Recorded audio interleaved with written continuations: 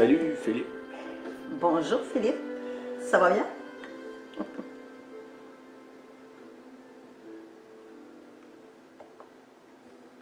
Salut Najo. Monsieur Najot, on vous salue.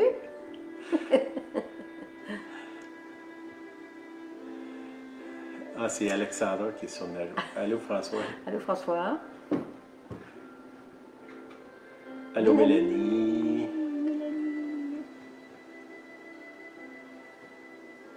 Caroline. Bonsoir Nathalie. Nathalie. Bonsoir, bonsoir. Serge. Serge aussi. Agréable de vous voir écrire. Bonsoir Allô, les amoureux. Annie. Oh, oh, oh. Arrête Daniel. ça, on va commencer à s'embrasser là. Salut. Daniel. Ouais, on est en Gaspésie là, à ce soir. Gaspésie. Salutations aux gens de la Gaspésie. Allô Caroline, Caroline. Dani. Dani. Bonsoir, bonsoir.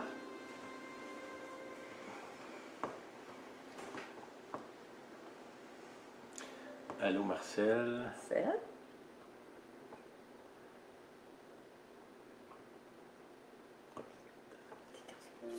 Ah, ça recommence. Allô André. André Jacinthe, salut!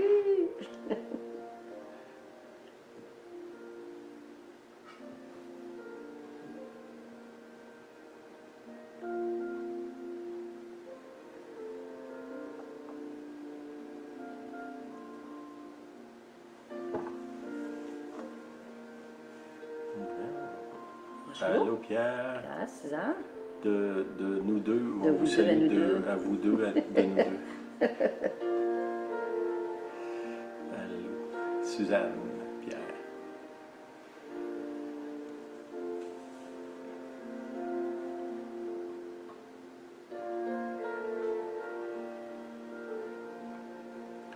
OK. Commence. Après. Après. OK. C'est moi qui commence. C'est à son tour. OK. Je vous ai dit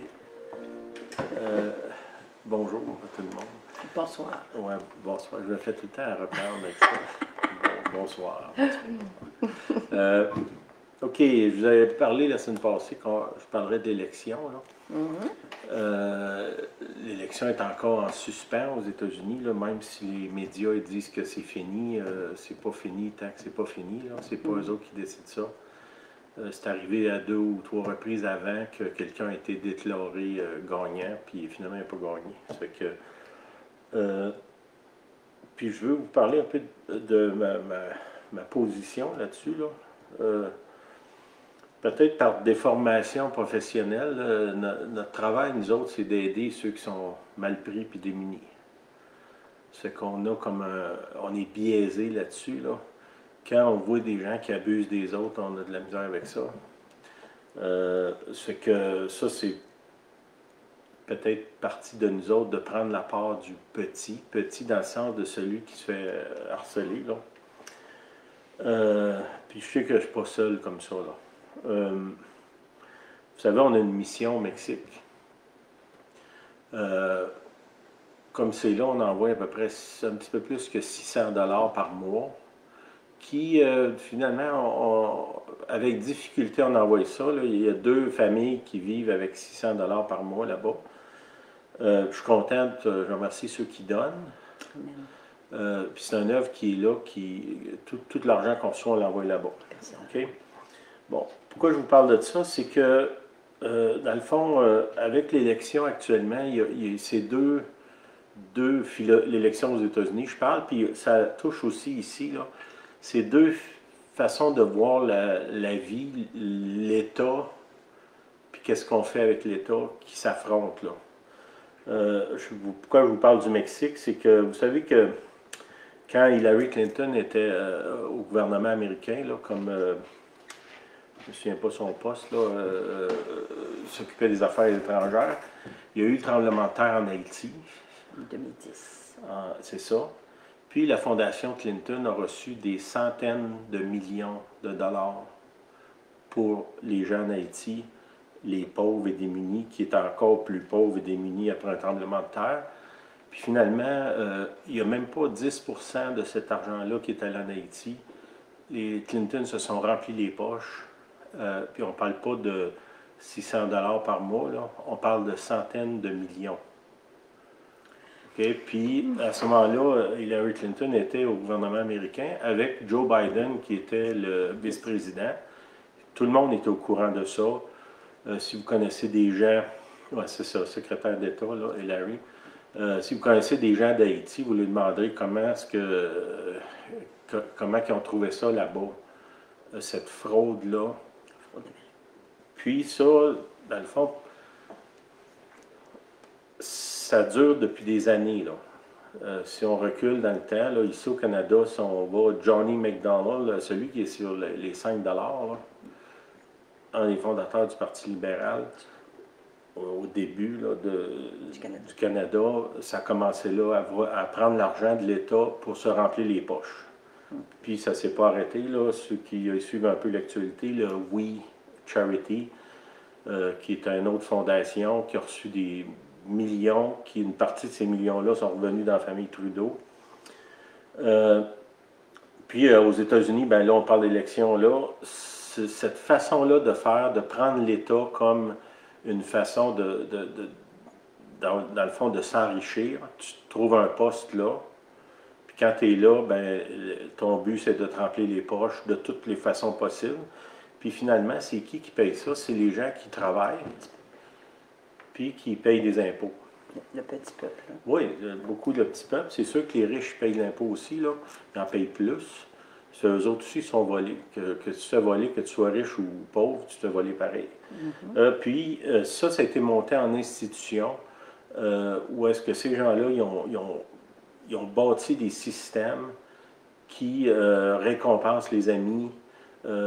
Toute la clique qui est autour de ça, c'est des gens qui rentrent. Mettons, vous prenez, je ne sais pas moi, un député ici, là, je suis moins au courant, mais aux États-Unis, quelqu'un qui gagne 150 000 par année, puis au bout de 10 ans, il s'achète une maison de 6 millions de dollars. Il y a quelque chose qui ne marche pas, là. Puis d'autres aussi. OK, je ne veux pas aller trop dans les détails, là, mais vous savez, l'esclavage qu'il y a eu aux États-Unis, là, au début de la colonie américaine, ceux qui appartenaient aux esclaves, c'était les démocrates. Ceux qui se sont opposés à la libération des esclaves, c'est les démocrates. Il y a des votes, si vous fouillez, vous allez voir, genre, aucun démocrate a voté pour l'émancipation. Une des raisons que, pas Washington, mais celui qui est parti en guerre pour arrêter l'esclavage, c'était un républicain, c'était une des raisons qui ont fondé le Parti républicain. Okay? Pourquoi je vous dis ça? C'est qu'aujourd'hui, dans le fond, tu sais, la plantation, dans l'époque, il y avait des plantations, il y avait des esclaves, puis les esclaves travaillaient sans être payés, puis ça permettait aux autres de vivre richement. Aujourd'hui, la plantation, ça a changé de format, là, mais ça existe encore. Il y a des gens qui sont là, qui payent, ils travaillent, payent des impôts, puis il y en a d'autres côté qui vivent de ces impôts-là, puis ils se remplissent les poches, puis ont une vie de luxe, sans vraiment travailler. Il n'y a pas beaucoup de propriétaires d'esclaves qui travaillaient dans les champs. C'était les esclaves qui travaillaient dans les champs. Dans ces esclaves-là, il y avait des Noirs, il y avait aussi des gens qui venaient de l'Irlande, il y a eu d'autres nations aussi il y a eu particulièrement des Noirs là, dans l'esclavage, mais à d'autres places, c'était des Blancs, là, entre autres les Irlandais qui étaient là-dedans. Là. OK. Qu'est-ce que ça veut dire aujourd'hui? Ben, comme je vous dis, ça a été monté en système qui dure encore aujourd'hui. Des gens qui sont là, qui se remplissent les poches avec l'argent des autres. Puis, en 2016, Donald Trump est arrivé. Donald Trump, il est déjà milliardaire. Il n'a pas besoin d'argent. J'ai entendu cette semaine par quelqu'un qui était présent que quand il est rentré en politique, il savait qu'il se battait contre un système qui était prêt à faire n'importe quoi pour garder ses acquis. Il a réuni sa famille, puis il a dit, êtes-vous prêts à embarquer là-dedans? Le risque, c'est qu'on perde tout ce qu'on a. Puis sa famille a dit, oui, OK, on va embarquer. Depuis 2016, Donald Trump il a perdu presque $1 milliard de sa fortune. Plus, il n'a pas été payé parce que sa paye comme président, il l'a donné à des œuvres de charité. C'est que juste par là, on voit bien qu'il n'est pas là pour se remplir les poches. Quand tu rentres dans une position de même, puis tu donnes ta paye, tu n'es pas là pour ça, là. OK? Le but de... Nous autres, on a eu des prophéties à partir de 2007. Là. Ça, c'est des années avant que Donald Trump se présente comme président, que Dieu l'appelait là. Puis, tu sais, ceux qui n'aiment pas Donald Trump, c'est plutôt à cause de sa façon de parler, puis sa façon d'agir, là. Mais il fallait qu'il soit comme ça à cause de qui s'en allait affronter, là. Le système qu'il allait affronter, c'est des gens qui ont, si vous fouillez, là, vous allez trouver, ils ont assassiné du monde qui s'opposait à eux autres, des gens qui étaient pour des délateurs, tout ça. Il y a comme rien qu'ils ont arrêté finalement depuis des années.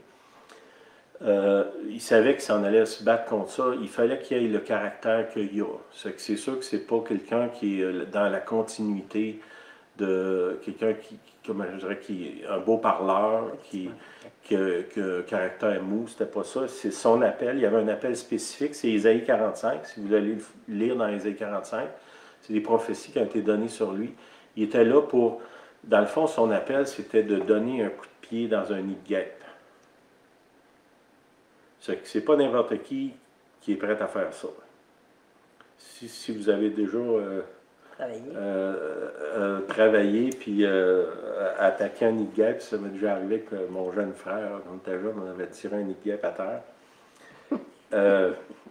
On a appris des choses là. Qu'est-ce qui s'est passé? C'est qu'au moment où est-ce que lui il a donné le coup de pied dans ce nid de guêpe-là, les guêpes ont sorti. Puis là, ce qu'on entend depuis 4 ans, c'est le bourdonnement des guêpes. Mais faites attention d'être distrait par ça, parce que le vrai but, c'était le coup de pied, là. C'était pas les guêpes qui sortent et qui se mettent à tourner autour de la tête. Dans ça, il y a tout son propre parti, le Parti démocrate, les médias, tout l'appareil gouvernemental américain, ou pas tout, mais une grande partie qui s'est levée contre lui parce qu'il venait déranger une façon de faire, statu quo, c'était son appel. Puis si vous regardez dans l'Ancien Testament, David, c'est un enfant, un jeune, un adolescent. Dieu dit, c'est toi qui vas aller battre Goliath. Okay, Goliath, c'est une espèce de géant. Quand David arrive sur le champ de bataille, sa propre famille commence à dire que c'est un jeune arrogant, puis qu'il se prend pour un autre, puis blablabla. Puis tu vois, ça, c'est David qui était accusé d'être un arrogant. Ça me fait penser un peu à Donald Trump, là. Puis on peut vraiment dire des fois qu'il est arrogant dans ses affaires. Mais il fallait qu'il soit comme ça pour aller se battre contre un géant. C'est que des fois, le caractère de quelqu'un, c'est important dépendamment de la bataille qu'il y a à faire. Il y a des gens qui ont, mettons, si j'ai un ministère de réconciliation, ben je ne peux pas avoir un tempérament comme genre Donald Trump, là, ou je dirais le mien. Ma femme Marie, là, mais dépendamment de notre appel, moi, pas dans la même mesure que Donald Trump, quand on a décidé de marcher avec Dieu, on a fait face à une structure du genre que lui a affronté. Nous autres, c'était dans l'Église, ça fait 40 ans de ça. Où est-ce que, soudainement, parce qu'on a décidé de servir Dieu, puis de marcher comme ce que Dieu demande, puis Dieu nous avait appelé spécifiquement à quelque chose, il y a eu un nid de guêpe qui est sorti, qui est venu contre nous autres. Puis ça, je m'en souviens très bien de cette bataille-là, du monde que normalement, il aurait dû être là pour nous aider ou faire grandir les choses. Puis c'est pas ça qui est arrivé. Ils se sont élevés contre nous autres. Dans le cas de Donald Trump, c'est ça qui est arrivé. Donald Trump, il a été élu en 2016. Il a gagné. Il n'a pas fraudé, il n'a pas volé, il a gagné. Puis aussitôt qu'il est arrivé là, l'establishment n'a jamais accepté le fait que c'est lui qui avait gagné. Autant Hillary Clinton que toutes les autres. Puis ça, c'est important qu'on comprenne ça parce qu'il y avait un appel spécifique de, même une des prophéties, il l'appelle The Wrecking Ball. Hein, dans les affaires de démolition, il y a une grue avec une grosse boule de fer qui envoie une bâtisse. Démolir. Ça, c'était l'appel de Donald Trump, de Wrecking Ball. Qu'est-ce qu'il venait faire? Il venait démolir un système frauduleux qui abuse des petits depuis des centaines d'années dans le cas du Parti démocrate. Là. OK.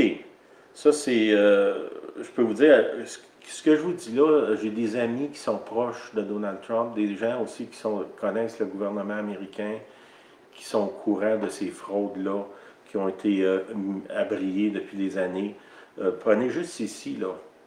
Est-ce que vous connaissez quelqu'un qui a été accusé pour le scandale des commandites? Quand il vendait un drapeau canadien pour 200 pièces, puis qu'il y en a de la moitié qui revenait d'un coffre du Parti libéral. Est-ce qu'il y a quelqu'un qui a été accusé pour ça? Pas à ma connaissance. L'autre scandale, c'était les ingénieurs qui soufflaient les contrats de la commission Charbonneau. Est-ce qu'il y a quelqu'un qui a été accusé dans ça? C'est le même système. On n'a pas le volume d'argent qu'il y a aux États-Unis, mais c'est un petit groupe de gens avec leurs copains qui, aussitôt qu'ils sont élus, mettent la main dans la caisse, puis ils vident la caisse. Pourquoi c'est important pour nous autres? Actuellement, là, bon, juste au Québec, là, le système de santé, il coule de partout. Puis il aurait besoin de ressources. Puis beaucoup de ces ressources-là sont rendues dans les paradis fiscaux, puis dans les caves de monde qui ont volé littéralement l'État québécois. Là. Ça, c'est dans notre cas. Là, je vous parle des États-Unis. J'espère que le Seigneur va lever quelqu'un comme Donald Trump qui va venir ici au Canada, puis au Québec, donner un coup de pied dans le nid de guêpe. Puis ça, c'est sûr que ça va causer un paquet de dommages. Là, si vous, comme je vous dis, j'ai déjà vécu ça. J'étais avec mon jeune frère, on était un peu intrépides. Là. On avait acheté un gros nid de guêpe à terre. Ben, c'est sûr que ça cause un bouleversement, là. Mais des fois, c'est essentiel de le faire. C'est essentiel. Puis on est rendu là, puis... j'ai pris tes notes, là. L'autre chose que ça a révélé aussi, c'est la crise des médias. Puis ça nous amène ailleurs. C'est rendu sur la planète. Je reçois de la documentation de France, puis des États-Unis, du Canada, un peu partout. Puis, il n'y a presque plus personne qui croit dans les médias. Ça, c'est une des choses que Trump a révélées. Les médias qui ont monté des scandales contre lui, puis quand ça s'est avéré que c'était pas vrai, il n'y a personne qui est revenu en arrière pour dire, ben, on vous a compté des menteries, on vous a menti, on vous a pas dit la vérité. On s'est trompé, on a été emporté par notre haine viscérale contre lui. Il n'y a personne qui a parlé de ça. Puis à maintes reprises, ils l'ont accusé de choses qui finalement, ça s'est avéré qu'il n'avait rien fait là. Puis ça crée une affaire aujourd'hui. Bon, si vous allez dans Internet, il y a toutes sortes de magouillages, de théories de complot, puis tout ça. D'où ça vient, ça? Ça vient des médias. Le fait qu'on ne peut plus se fier sur les médias comme Radio-Canada ou TVA ou Fox News ou CNN ou d'autres, la BBC, ben, les gens se tournent vers des informations alternatives qui des fois est complètement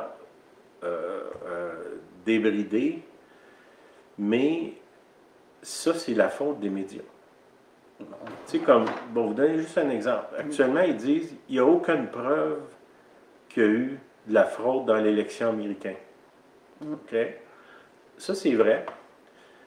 Mais il n'y a aucune preuve qu'il n'y en a pas eu non plus.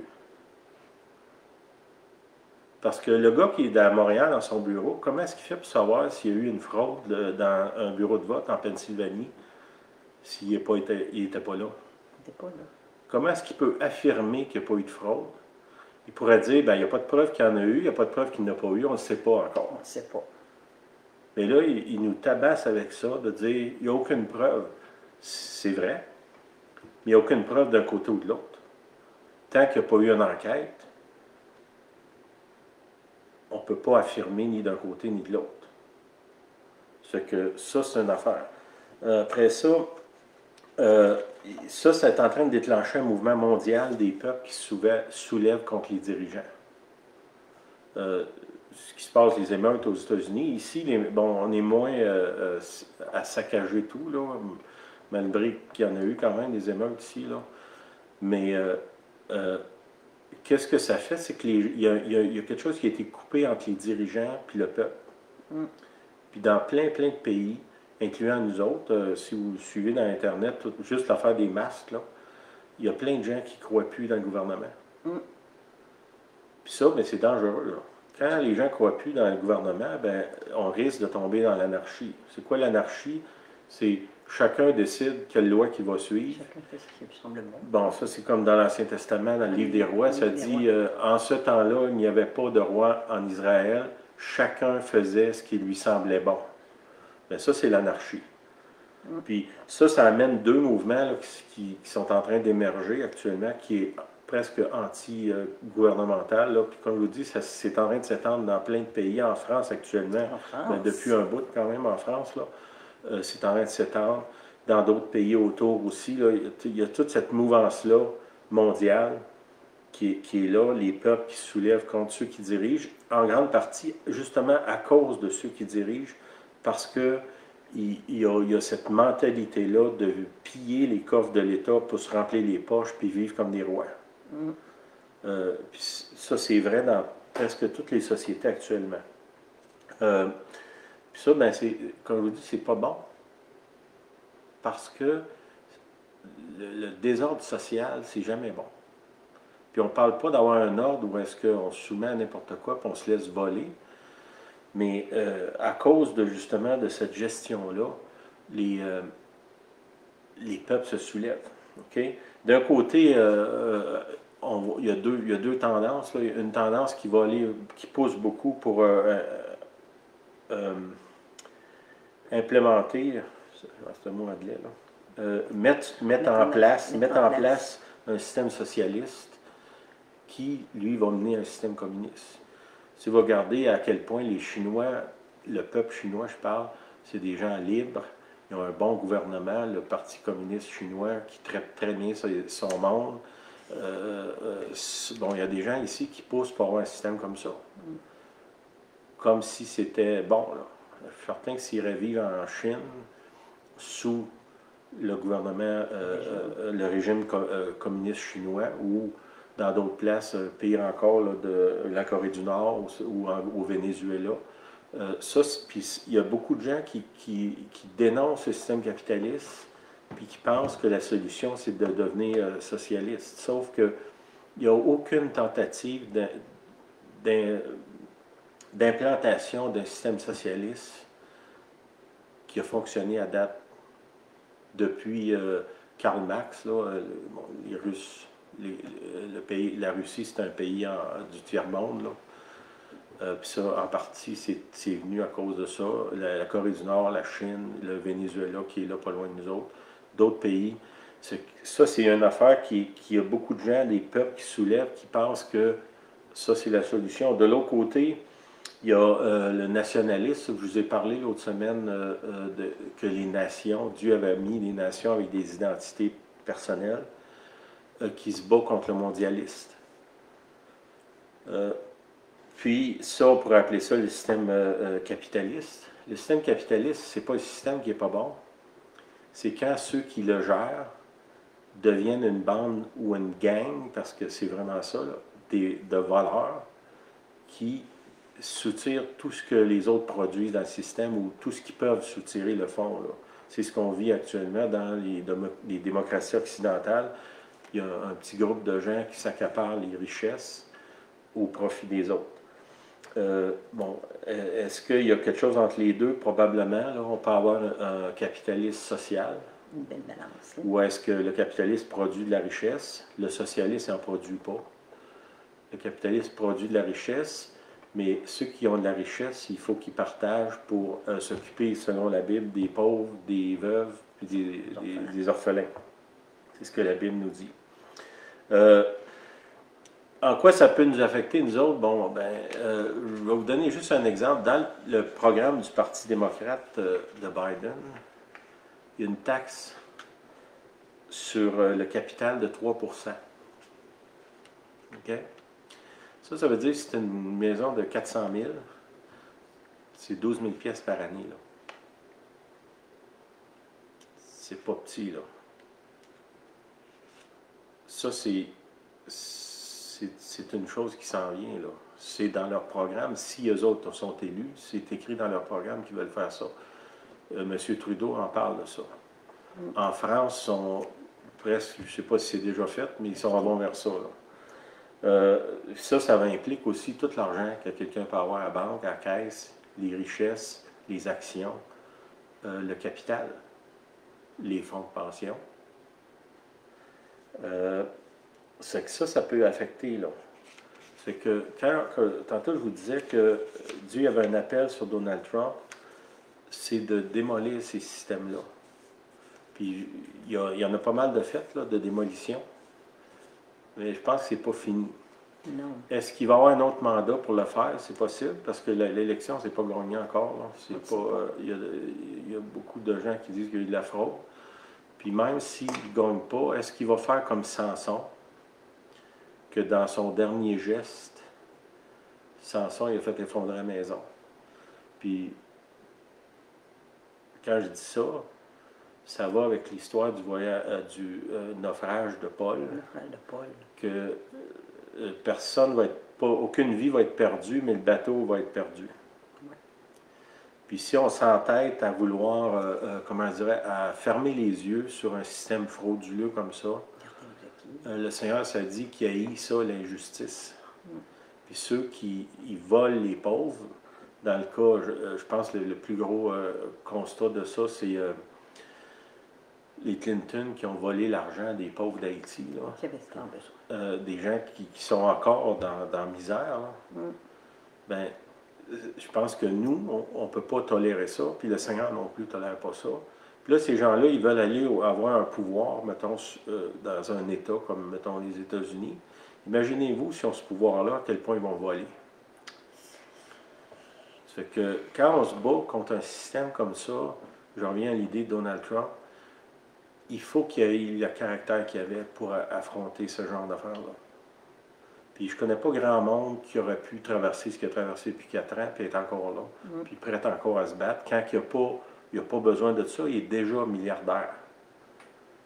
Ça fait que je pense qu'il faut qu'on examine ça. Ça, c'est mon opinion. Je ne peux pas l'imposer à personne, là, mais faites vos devoirs. Il y a un bon vidéo qui explique l'histoire du Parti démocrate. C'est dans Amazon. C'est Clinton America. C'est un petit monsieur de l'Inde qui vient de l'Inde, aux côtés de la Chine, qui il émigre aux États-Unis, puis il a comme idéalisé le système américain, puis soudainement, il se fait ramasser, puis il fait un documentaire. Prenez le temps d'écouter ça, vous allez voir d'où vient l'esclavage, puis qu'est-ce que ça en est rendu aujourd'hui. C'est assez impressionnant. OK. Excusez-moi, j'ai pris du temps pas mal, là, mais je pense que c'est important de mettre ça au clair. L'autre chose, fiez-vous pas à ce que les médias disent, là. Essayez de trouver d'autres sources. Je comprends que c'est compliqué, là, parce qu'il y a tellement de mensonges dans Internet, là. Mais c'est rendu que il y a autant de mensonges dans les médias que dans Internet, là. Priez, demandez au Seigneur qu'il vous éclaire. L'autre chose, c'est qu'il y a un paquet de prophéties qui annonçaient ça. Ça fait que, mettons, les prophéties étaient là avant. Ils ont décrit parfaitement ce qu'ils feraient, comment ça arriverait, puis tout ça. Puis c'est arrivé comme ça a été dit. OK, j'arrête ça là. Là, je vais vous parler de... ce matin, j'ai fait un rêve. J'étais en train de faire une base en ciment. Puis j'étais en train de la polir. C'était vers la fin, la finition. Puis ça me disait que c'était important qu'elle soit alignée vers sud-nord. Il y avait, le positionnement était important. Puis le dessus devait être poli. J'étais vraiment en train de polir. Puis ça m'a ramené à 1 Corinthiens 3. chapitre 3, 1 Corinthiens, chapitre 3. Là. Ça, c'est vers la fin de votre Bible, là. Après les évangiles. Un des épîtres, c'est l'apôtre Paul qui écrit une lettre à l'église de Corinthe. Corinthe, une ville qui existe encore aujourd'hui. Puis il leur parle. OK, je vais vous commencer à vous lire ça. C'est 1 Corinthiens 3, ça commence au verset 9. Car nous sommes ouvriers avec Dieu, vous êtes le champ et l'édifice de Dieu. OK, il y a deux choses ici. Ce qu'on est, nous, on est un champ. Ça veut dire un champ qui doit être labouré. Quand Julien a parlé la semaine passée du brisement, quand tu laboures la terre, tu brises. C'est nécessaire si tu veux avoir une bonne récolte. Le labourage, c'est important. Si on va enlever les mauvaises herbes, c'est qu'il y a une partie de ça, c'est ça, de labourer, de tourner la terre, d'arracher les mauvaises herbes, de s'assurer que le sol est bien amendé, mettre de l'engrais. Bon, je pense que vous comprenez ça. Là. La deuxième chose, ça dit l'édifice de Dieu. C'est qu'on est un champ et on est un édifice en même temps. Dans le champ, il y a quelque chose, il y a un travail de base qui se fait de défrichage. Puis dans l'autre, il y a quelque chose qui se construit à partir de là. Si on parle d'un jardin, bien, un jardin, c'est une forme de construction. Tu fais des carreaux, puis là, je mets des carottes, là, je mets des oignons, je mets des patates. Il y a quelque chose qui se construit là. Ici, il parle d'un édifice, c'est la même chose. Si je veux construire un édifice qui va durer, ça prend des bonnes fondations. Si c'est construit sur quelque chose qui est mou ou un sol qui est instable, ça risque de s'effondrer. Okay? Au verset 10, selon la grâce de Dieu qui m'a été donnée, okay? C'est par la grâce qu'on construit. J'ai posé le fondement comme un sage architecte. C'est l'apôtre Paul qui parle, il dit, j'ai construit une fondation, puis il y en a d'autres qui vont bâtir dessus. Ça veut dire que ma fondation à moi, c'est, on pourrait dire, l'Évangile. Paul, c'est un des écrivains de l'Évangile, des Épîtres là, ou du Nouveau Testament. Lui, il a posé un fondement. Moi, je construis dessus. Mais dans ma construction, Julienne a construit aussi. Elle amène des matériaux dans ma vie pour construire. Les gens que j'ai rencontrés, les gens qui prient pour moi, des livres que j'ai lus, des messages que j'écoute. Il y a toute une équipe autour de moi qui construit ce que Dieu est en train de faire dans ma vie. Il y a moi en partie, mais il y a beaucoup les gens que je rencontre. Ça dit, mais que chacun prenne garde à la manière dont il bâtit dessus. Ça veut dire, il faut être attentif avec quel matériel on construit, c'est qui les ouvriers. Quand je travaillais dans la construction, puis il y avait un dicton là, des gens qui travaillaient de façon médiocre. Puis une des choses qu'il disait, il disait « Ah, ça ne dérange pas parce que de chez nous, je ne le verrai pas. » On va leur dire, quand je vais être rendu à la maison chez nous, je ne verrai pas ce qui se passe ici. Là. Puis c'était comme une farce qui se disait, c'est bon comme ça, là, de chez nous, je ne le verrai pas de toute façon. C'est que ça, c'est pas la manière que Dieu veut qu'on construise. Il veut qu'on construise, qu'on prenne garde, qu'on soit attentif, qu'on examine les choses, qu'on s'assure que c'est du bon matériel, que ceux qui construisent l'installent de la bonne façon aussi. Au verset 11, car personne ne peut poser un autre fondement que celui qui a été posé, savoir Jésus-Christ. Okay. Il faut toujours qu'on revienne à ça. On vous a parlé l'autre semaine d'un livre « Que ferait Jésus à ma place ?» Que ferait Jésus à ma place? Bien ça, c'est de revenir à la fondation. Est-ce que Jésus est impliqué dans ce qui est en train de se construire là? Est-ce que le matériel qui m'est envoyé vient du Seigneur? Est-ce que l'ouvrier qui travaille là, il travaille pour Dieu? Ou tantôt, je vous parlais des gens qui travaillent pour leur poche. Bien, il y en a dans l'Église aussi. Là. Leur poche, ce n'est pas nécessairement de l'argent.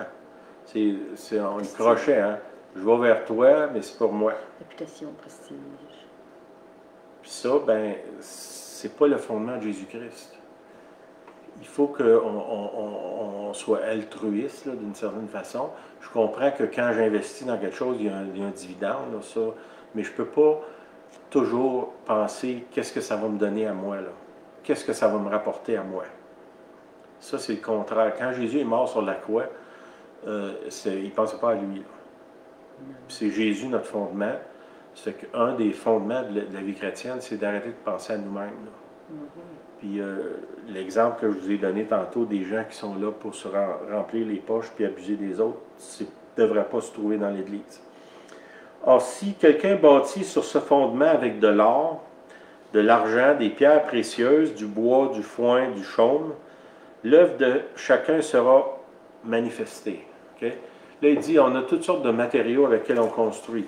Des fois, comment je dirais, question peut-être de dire, est-ce que je suis en train de prendre ce que j'ai de meilleur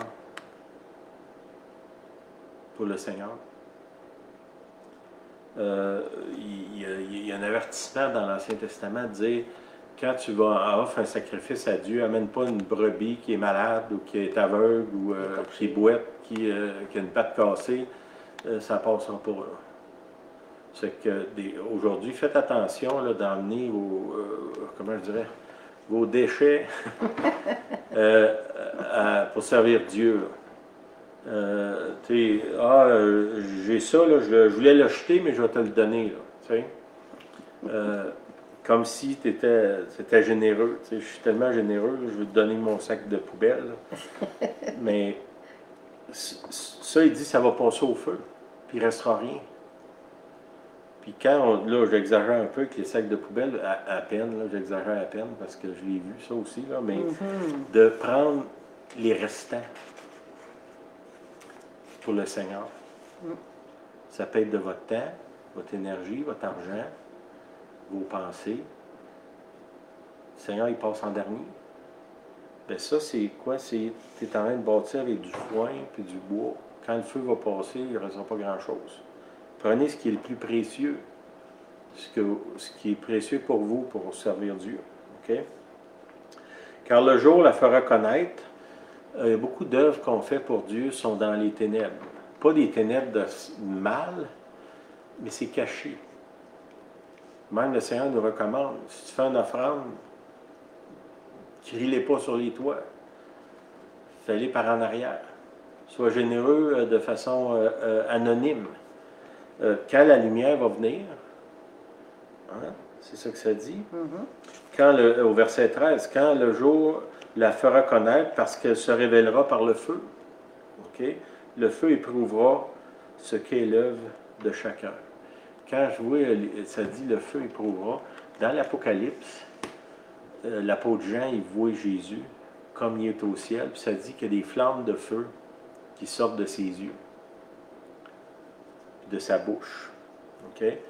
C'est que ce que Dieu voit, puis ce qu'il va nous dire, c'est ça qui va purifier nos affaires. Si l'œuvre bâtie par quelqu'un, sur le verset 14, sur le fondement subsiste, il recevra une récompense. Dans le ciel, il y a des récompenses. Okay? On est sauvé par grâce. Ça veut dire que tu es sauvé par l'œuvre de rédemption de Jésus-Christ. Mais au ciel, il y a des positions, il y a des récompenses. Puis mon obéissance va déterminer ma position dans le ciel. Pas mon entrée dans le ciel, ma position dans le ciel. Okay? Pour ça, c'est important d'apprendre à obéir. Pas parce que je veux être le boss des autres, là, mais il y a des positions importantes dans le ciel. Ça va être extraordinaire quand on va être là. Puis, tu sais, quand il dit « accumulez-vous des trésors dans le ciel », c'est de ça qu'il parle. Pas, j'aurais pas besoin d'argent au ciel, là. Mais il y a des récompenses qui sont là, qui vont m'être données si je suis dans ceux qui construisent avec de l'or, des pierres précieuses et de l'argent. Quand il parle ici de ces matériaux-là, il ne parle pas juste de dollars, un signe de dollar, là. Il parle de ce qui est le plus précieux pour nous autres, soit vos talents, vos capacités mentales, vos capacités physiques, émotionnelles. C'est de ça qu'il parle aussi. OK. Si l'œuvre de quelqu'un est consumée, il perdra sa récompense. Pour lui, il sera sauvé. Ben oui, parce qu'on est sauvé par grâce. mais comme au travers du feu. Ça me rappelle, peut-être qu'il y en a parmi vous qui m'ont entendu conter ça. J'ai eu une vision sur quelques années. Je conduisais un auto. L'auto symbolique, c'est ma vie, là. Jésus était dans le coffre arrière. OK? Puis, je conduisais, c'est moi qui, dans le fond, je conduisais ma vie, là. Tenez le volant. Je tenais le volant, c'est ça, oui. Jésus était dans le coffre arrière. Puis, c'est une vision qui, comme, évolue. Puis, soudainement, Jésus tombe sur le siège arrière. C'est encore moi qui tiens le volant. Je peux le voir dans le miroir. Mais c'est moi qui contrôle. Ça veut dire que là, il s'est rapproché, mais c'est encore moi qui est sur le contrôle. Okay? Puis la vision continue. À un moment donné, il tombe sur le siège avant, le passager. Puis là, le niveau, tu sais, quand je parle à quelqu'un qui est assis derrière, bon, dans le coffre, je ne peux pas vraiment parler, là, je pourrais crier peut-être, là. Si quelqu'un est assis en arrière, on a un certain niveau de communication, un certain niveau de communion, mais mon attention n'est pas là, sinon je vais avoir un accident. Si je regarde en arrière quand je conduis, c'est pas. Il y en a qui l'ont déjà essayé, ça ne marche pas. Ou ça marche, mais ça. Côté de C'est ça. Puis là, le Seigneur vient se siège en avant, là, on se touche. Côte à côte. Il y a un niveau de communication qui a monté, là, parce qu'il y a un contact quand même. La proximité est là, je peux le sentir, il est proche, là. Puis là, ça va bien parce que c'est moi qui conduis, là, c'est sûr. Puis là, on parle, puis soudainement, le Seigneur me demande est-ce que je peux conduire? Puis je me souviens, dans cette vision-là, quand il a dit ça, j'ai serré le volant. Puis, comme si c'est bon que tu sois assis là, mais conduire, pas sûr. Je te laisse pas le volant. Je te laisse pas le volant. Puis finalement, après avoir surmonté ma terreur de laisser quelqu'un d'autre conduire, je l'ai laissé conduire. Puis je pense que quand on parle ici du fondement, le fondement c'est Jésus-Christ, construit avec de l'or, des choses précieuses, de la paille. Tu sais, les gens construisent avec de la paille, le Seigneur il est dans l'auto, là, mais il est dans le coffre arrière. Puis là, ça l'évolue. Puis quand on parle, mettons, d'or, de pierres précieuses, bien là, on est rendu une place où est-ce que l'évolution de la relation s'est faite, qu'on est capable de lui donner le contrôle, le volant de notre vie, finalement. Là. Mais ça, pour la plupart des croyants, c'est un processus qui dure pendant des années. Là. Il y a très peu de gens, ce serait une exception, qu'en commençant leur vie chrétienne, ils donnent le volant au Seigneur. Ils vont le dire qu'ils le donnent, là, mais le faire, c'est une autre chose. Tu sais, Jésus est le sauveur de ma vie, ça, pas de problème avec ça. Le Seigneur de ma vie, ça, c'est une autre chose. C'est tout un autre domaine. Okay? C'est que, essayez peut-être de donner, le Seigneur, il cherche une promotion dans votre vie. Il aimerait ça passer du coffre arrière, au moins au siège en arrière. Si c'est votre cas. S'il est déjà sur le siège en arrière, peut-être en avant. Si vous êtes rendu à serrer le volant, c'est peut-être un bon signe, là. Vous avez mal aux mains. Vous avez le cou raide parce que vous êtes trop stressé. C'est bon signe. Vous sentez l'angoisse de ce que Julien a parlé la semaine passée. C'est bon signe. Ça veut dire qu'il s'est rapproché. Puis là, ben, c'est peut-être le temps de laisser la place au Seigneur qui conduise. OK. Ça dit au verset 16, « Ne savez-vous pas que vous êtes le temple de Dieu? » OK, tantôt au début, on a dit que C'est un édifice. On est les ouvriers avec Dieu, puis un édifice. OK? Le but de Jésus, c'est pas de faire... je peux pas dire ça. Une maison de peu de valeur, disons ça de même. J'allais dire une bécosse, là, mais je ne le dirai pas. C'est de construire un temple. Mhm. Il veut construire un temple, mais nous autres, il faut fournir les matériaux puis la main-d'œuvre. Puis, comme je vous ai dit tantôt, il y a une partie de la main-d'œuvre, c'est moi qui ai fait, là. Travailler à votre salut, c'est ça que ça dit dans la Bible. Mais il y a des moments où je suis plus capable de travailler. Là, c'est là que la relève embarque. Moi, je suis béni, j'ai Julienne là, qui me traîne quand je suis plus capable de me traîner. Là. Mais, puis je pense que j'ai fait ça avec elle aussi, Oui. j'espère. Oui. Puis avec d'autres aussi.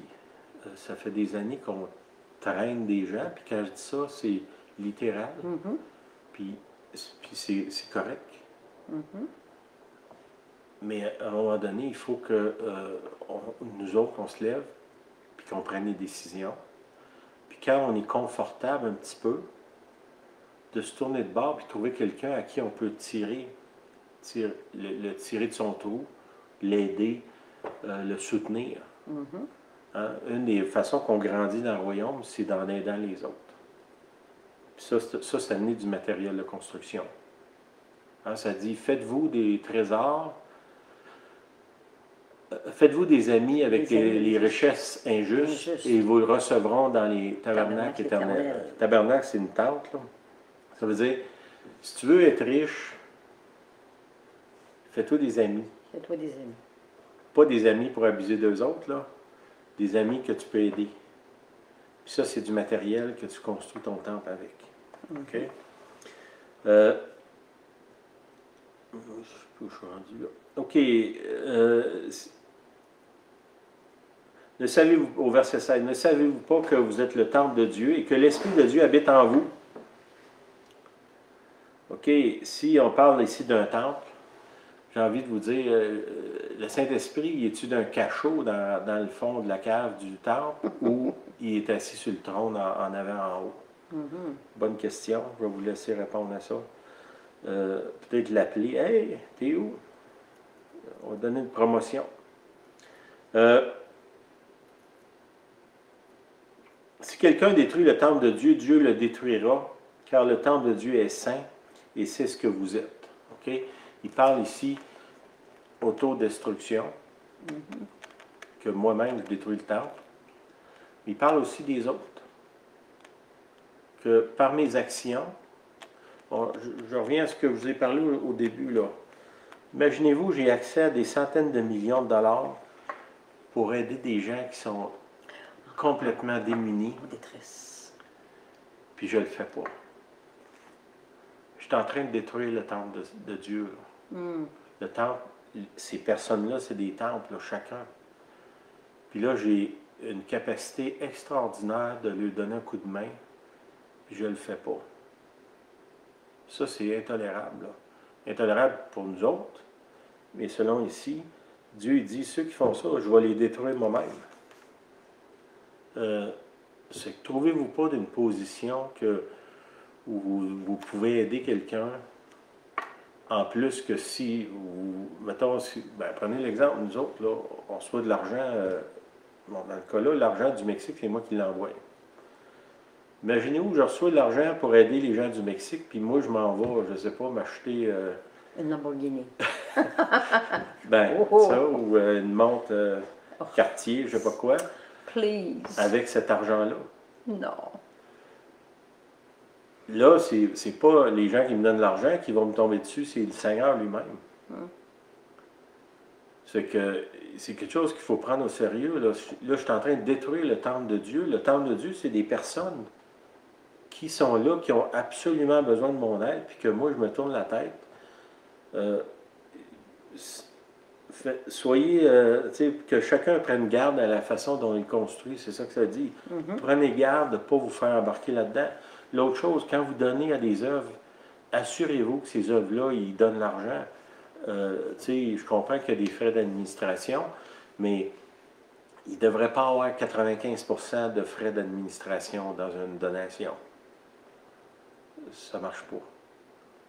Puis moi, je peux vous dire, je me souviens, quand il y a eu le tremblement de terre en Haïti, on était à Saint-Romuald, à l'église En 2010, oui, Québec. Pyramide. Puis la semaine après, il y a quelqu'un qui m'a appelé qui voulait ramasser de l'argent pour Haïti. Puis vous allez trouver ça peut-être bizarre, mais moi j'ai averti les gens qui étaient là de ne pas donner une scène pour cette œuvre-là. Puis on a découvert après ça que c'était une grosse fraude. L'argent qui avait été donné, il n'y a presque pas une scène qui est allée en Haïti. Assurez-vous, si vous donnez, de donner une place qu'ils font ce qu'ils disent. Que ce soit la maladie du cœur ou une église ou quelle que soit la place que vous donnez, assurez-vous que l'argent est bien dépensé. OK. Si quelqu'un détruit le temple de Dieu, Dieu le détruira, car le temple de Dieu est saint et c'est ce que vous êtes. Que nul ne s'abuse lui-même. Si quelqu'un parmi vous pense être sage selon ce siècle, qu'il devienne fou afin de devenir sage. OK? Puis ça, ben, je viens de me parler aujourd'hui d'un article qu'elle a lu dans le journal, puis quelqu'un qui étudiait à l'université, puis tout ça, grosses affaires, puis finalement, il se retrouve à... C'est quoi t'as dit? Oh, il était prêt à déposer son doctorat. On est en mars 2020. Alors qu'il est prêt à défendre son doctorat, bien évidemment, la COVID, tout est fermé. Alors, il se retrouve devant rien. Il entend les autorités gouvernementales disant on a besoin des bras dans les CHSLD. Le jeune homme dit ben, j'ai du temps, je vais y aller. Puis là, il est allé, on lui a donné une petite formation de quelques jours. La seule chose qu'il pouvait faire, c'est vraiment accompagner les personnes âgées, peut-être leur donner un peu à manger, les faire sortir, prendre une marche, apporter un verre d'eau. Il a tellement aimé son expérience qu'une fois terminé son temps, là, il est retourné à l'université, puis son doctorat, il l'a finalement obtenu. Puis on lui demandait, qu'est-ce que tu vas faire maintenant, un doctorat en poche? Il dit, je retourne dans les CHSLD. À cause d'une question humanitaire, de pouvoir aider. Il avait vraiment trouvé sa mission. C'est assez intéressant. Hein? C'est bon. Oui. OK. Si quelqu'un parmi vous pense être sage selon ce siècle, qu'il devienne fou afin de devenir sage. Voilà. OK. Puis ça revient aussi à ce que je vous ai dit au début, là. Il y a des intellectuels qui essayent de nous imposer leur façon de voir. Mais pour Dieu, ça, dans beaucoup de cas, c'est une folie. Puis il faut qu'on se tourne vers Dieu puis de demander au Seigneur, toi, Seigneur, qu'est-ce que tu en penses? De telle chose ou telle chose? Puis vous allez être surpris, souvent, le Seigneur, il ne pense pas comme nous autres. Puis j'ai envie de dire qu'il pense rarement comme nous autres. Puis encore moins qu'ils pensent comme ceux qui nous dirigent ou ceux qui pensent nous dire quoi faire avec notre vie. C'est que devenons fous pour ce monde, puis devenons sages pour le royaume. Les choses du royaume, c'est une folie. Ça dit dans la Bible, c'est une folie pour ceux qui périssent. Bien, prenons pas nos conseils de ceux qui périssent. Prenons le conseil de ceux qui investissent dans la vie éternelle. La vie éternelle. Allons chercher ces conseils-là. Puis je comprends que quand on obéit au Seigneur, moi je ne sais pas combien de fois elle me se dit qu'on était cinglés. Un peu fou. Fou. Voyons si Dieu demande ça, puis tout ce genre d'affaires-là. Puis qu'on a osé obéir au Seigneur, puis on a passé pour des fous.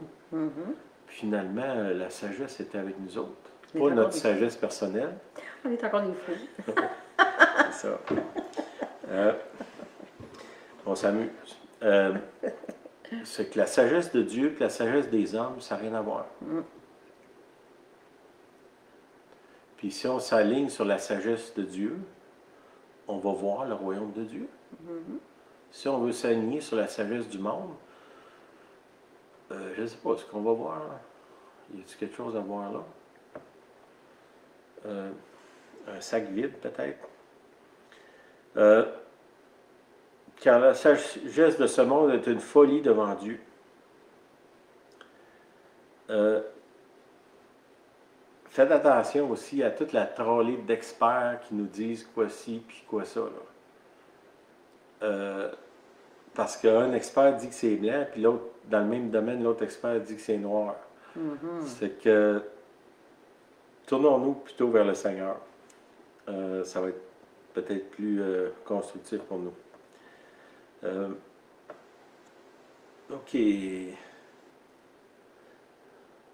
Car la sagesse de ce monde, au verset 19, est une folie devant Dieu. Ainsi est-il écrit, il prend les sages dans leur ruse, et encore le Seigneur connaît les pensées des sages, il sait qu'elles sont vaines.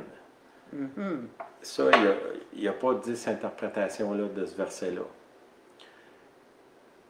Le Seigneur dit que les pensées des sages sont vaines. C'est pas moi qui dis ça, le Seigneur. Ça dit dans un autre passage en Corinthiens, dans 2 Corinthiens, vers la fin, je ne me souviens pas quel verset, ça dit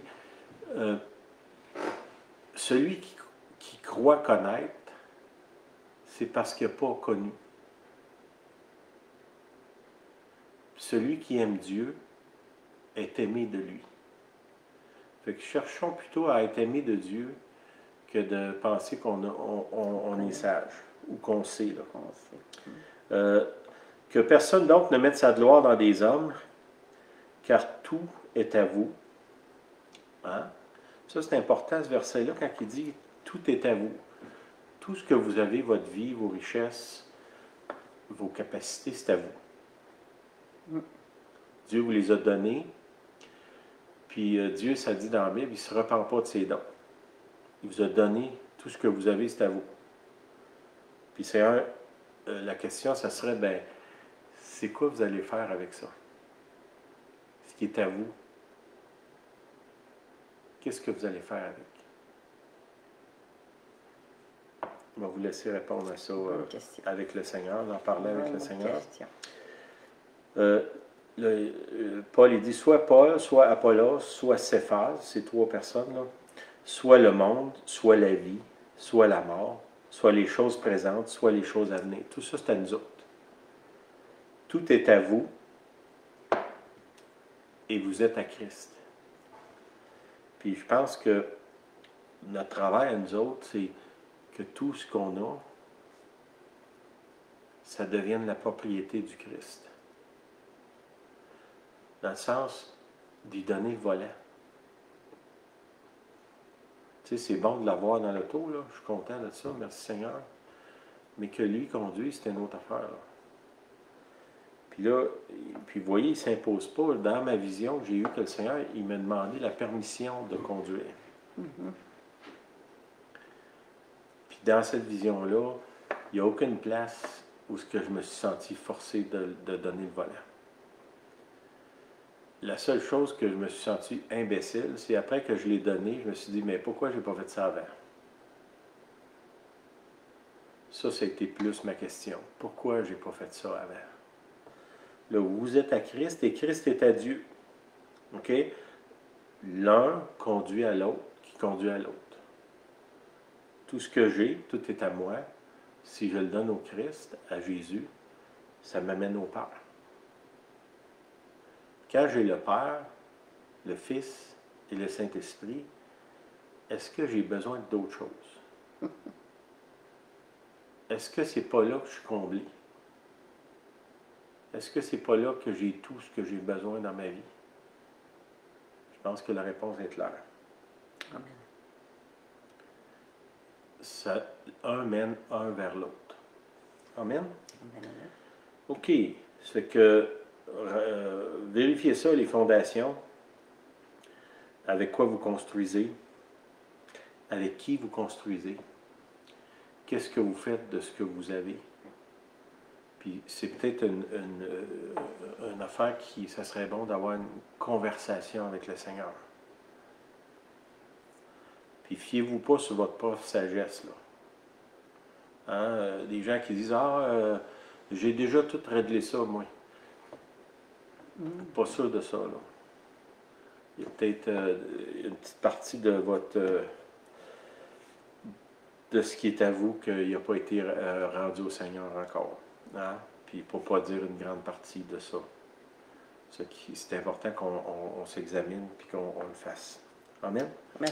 Seigneur, je te demande de nous donner ta grâce, de construire sur une bonne fondation qui est toi, Jésus-Christ, qu'on puisse s'aider les autres, à s'édifier les uns les autres. Seigneur, donne-nous du matériel de qualité pour construire nos vies.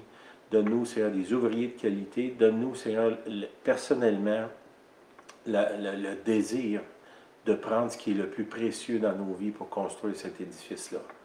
Qu'on se retrouve, Seigneur, vraiment avec un temple, non pas quelque chose qui est médiocre, mais quelque chose qui est excellent. Je te prie, je te le demande dans le nom puissant de Jésus. Amen. Amen. Tu avais dit quelque chose? J'avais une petite chose. La semaine passée, j'ai apporté quelque chose sur le brisement, puis j'avais quelque chose à rectifier, juste pour vous montrer un peu, comme moi j'enseignais le brisement, bien évidemment, j'avais vécu le brisement. On ne peut pas enseigner quelque chose qu'on n'a pas vécu. Puis j'ai passé la semaine avec du brisement dans toutes sortes de circonstances des gens autour de nous, moi à l'intérieur de moi. Puis je me suis rappelé une petite chose pendant que j'ai apporté le message, ceux qui ont suivi. Je parle que Paul, à un moment donné, il y a au moins le mais, moi, je, à quelques reprises, là, je le mentionne, 39 fois, puis je suis allée dire que je l'avais compté. Puis quand j'ai dit ça, pour dire que cet esprit, ça a popé dans ma tête, c'est pas vrai. J'en avais compté quelques-uns, mais je n'ai pas compté 39. Par contre, je l'ai dit, voyez-vous, le Saint-Esprit nous dans la tête, comme ça. Alors, je veux rectifier ça, je vous donne pardon. Moi aussi, je suis en train d'apprendre des choses. Puis, pourquoi j'ai dit, oh oui, je l'ai compté pour peut-être me mousser un peu devant vous. C'est pas, j'ai pas d'excuse. Le Saint-Esprit me l'a rappelé, je vous le confesse. Donc, il faut être très attentif au Saint-Esprit quand ça pop des petites choses. Donc, le brisement, je crois que ça peut nous aider d'être un peu plus attentif à l'Esprit Saint, de marcher davantage avec lui, ce qui est très bien. Ensuite, suite au message de Sylvain sur le fondement, alors qu'il est en train de parler, moi, la semaine passée, dès le début de mon message, le acte 27, au verset 41 est apparu, dont je l'avais lu avec vous, ceux qui l'ont suivi, évidemment. Puis ça disait que Paul a fait vraiment naufrage. La proue est restée, le devant du navire n'a pas brisé, mais toute la poupe, les vagues ont frappé. Donc, le navire est complètement démoli. Personne ne va perdre sa vie. Alors, c'est peut-être le temps pour nous, dans ce brisement, de poser une meilleure fondation. On est complètement démoli. On a fait naufrage. Notre beau navire s'est effondré en 1000 morceaux. Il est temps de rebâtir sur une nouvelle fondation, comme Sylvain l'a apporté ce soir. Alors, choisissons les bons matériaux. Dieu ne nous a jamais abandonnés, mais il veut qu'on soit rebâti sur du solide. Et évidemment, faire une différence dans la vie autour de nous. C'est ce que je crois. Alors, je vous bénis. Amen. Merci. Bonne semaine à tout le monde. Soyez bénis. Soyez bénis. Amen. Toujours hâte de vous voir. Toujours hâte. Oui, l'humilité précède la gloire. Ça, Amen. Amen. OK, juste notre petite image, on salue les gens de la Gaspésie. Les gens de la Gaspésie. Bye bye. Merci, amen. Soyez bénis. Bonne semaine.